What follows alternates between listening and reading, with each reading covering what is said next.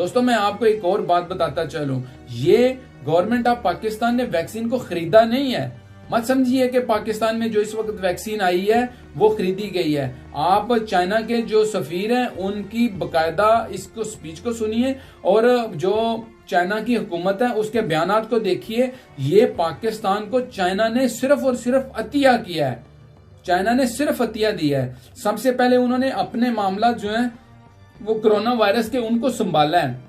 जब उन्होंने खुद देखा है कि हम इस काबिल हो गए हैं कि हमारे पास कंट्रोल हो चुका है कोरोना वायरस का, अब उनके पास इतने ज्यादा जो है वो पेशेंट नहीं है कोरोना के, तो उसके बाद जनाब उन्होंने पाकिस्तान की मदद की है। लेकिन उन्होंने सिर्फ और सिर्फ मदद एक अच्छे तल्लकात की बिना पे की है। एक बात याद रखिए, उन्होंने हुकूमत की मदद नहीं की, उन्होंने रियासत पाकिस्तान की मदद की है, पाकिस्तान के बासियों की मदद की है, पाकिस्तानी अवाम की मदद की है, ताकि पाकिस्तान का वजूद जो है वो चाइना के लिए बहुत जरूरी है।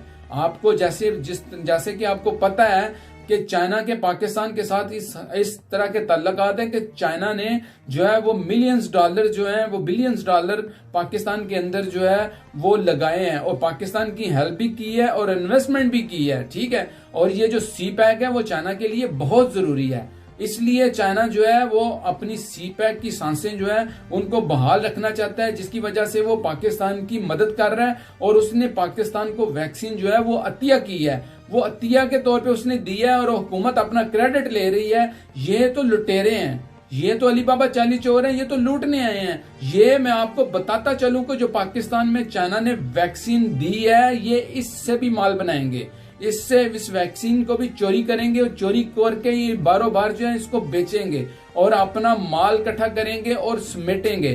तो दोस्तों एक बात याद रखिए, हकाइक पर नजर रखिया कीजिएगा।